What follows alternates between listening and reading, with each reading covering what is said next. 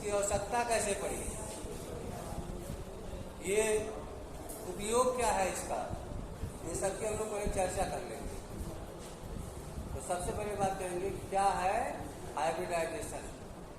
तो हाइब्रिडाइजेशन का मतलब होता है कि जब कोई भी एलिमेंट रिएक्शन करता है एटॉमिक फॉर्म में, तो उसके सारे इलेक्ट्रॉन्स इन्वॉल्व नहीं होते रिएक्शन में, only those electron are responsible for the reaction that are present in the outermost shell that are called valence electron.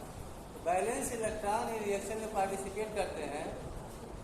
तो इसका स्ट्रक्चर कैसे है, एटॉमिक स्ट्रक्चर कैसा है और मॉलिक्यूलर स्ट्रक्चर कैसा बनेगा, इन बातों को अगर सबसे पहले किसी ने डिफाइन किया तो उस कॉन्सेप्ट का नाम है हाइब्रिडाइजेशन। इसके बाद जो कॉन्सेप्ट आए वो चाहे मॉलिक्यूलर ऑर्बिटल थियरी हो, चाहे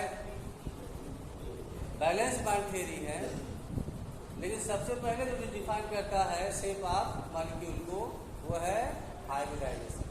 तो होता क्या है हाइब्रिडाइजेशन, ये बहुत ही आसान है, सुनने मात्र से याद हो जाता है, केवल सुनने मात्र से ही हाइब्रिडाइजेशन याद हो जाता है। इसको आपको याद करने और पढ़ने की जरूरत नहीं। तो देख लेते हैं, कुछ बना रहे हैं ऑर्बिटल्स और उन्हीं या कार्बन का हम लोग एग्जाम्पल ले लेंगे। कार्बन एक छोटा एलिमेंट है, इसके आउटर में 4 इलेक्ट्रॉन है, एटॉमिक नंबर है 6। उसी को आधार मान के हम लोग धीरे धीरे पढ़ेंगे हाइब्रिडाइजेशन। आइए सबसे पहले इसका इलेक्ट्रॉनिक कॉन्फ़िगरेशन देखते हैं कैसे है।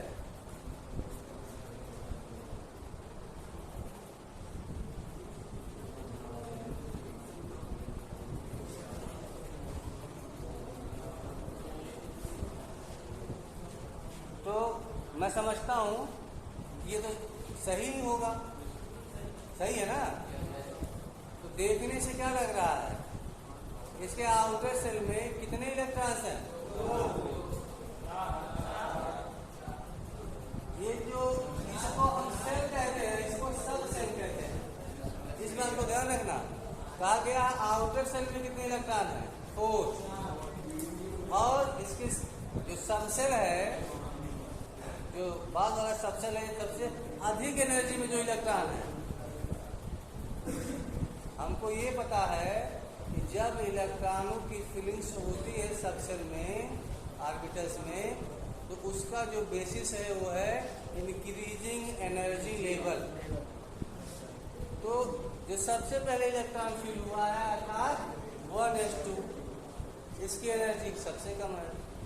उसके बाद में है 2s2, उसकी एनर्जी उससे अधिक है। और उसके बाद में है 2p2। इसका मतलब इस केस में, कार्बन के केस में, इसकी एनर्जी सबसे अधिक है। तो इसका जब हम इलेक्ट्रॉनिक कॉन्फ़िगरेशन लिखते हैं, अगर ऐसे एक एरो बना के बता दें कि एनर्जी ऊपर इंक्रीज कर रही है, तो कैसे लिखते हैं ध्यान से देखिएगा।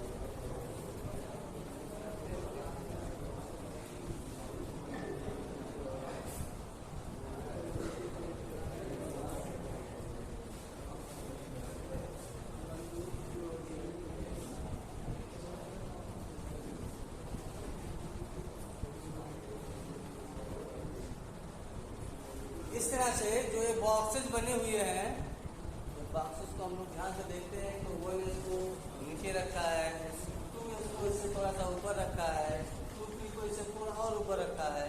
और इधर एक एरो बना है जो बता रहा है कि अप साइड में एनर्जी इंक्रीज कर रही है, अर्थात जितने इलेक्ट्रॉन्स होते हैं सबकी एनर्जी अलग अलग होती है। और ये हम पहले जान चुके हैं, किस केस में जान चुके हैं, इसको हम किस केस में जानते हैं, हाइजेंसबर्ग अनसर्टेनिटी प्रिंसिपल, और एक उसी में जो है पाउली डिस्ट्रीब्यूशन प्रिंसिपल है। पाउली डिस्ट्रीब्यूशन प्रिंसिपल हमको ये बताता है कि किसी भी एटम में किसी दो इलेक्ट्रॉनों की 4 क्वांटम नंबर कभी भी सेम नहीं हो सकती, सेम नहीं हो सकती। अब आपको पता होना चाहिए कि जो क्वांटम नंबर है, क्वांटम थ्योरी में भी क्वेश्चन सिस्टम निकले हुए हैं, और ये जो क्वांटम नंबर्स हैं ये इलेक्ट्रॉन की सटीक जानकारी आपको दे रहे हैं।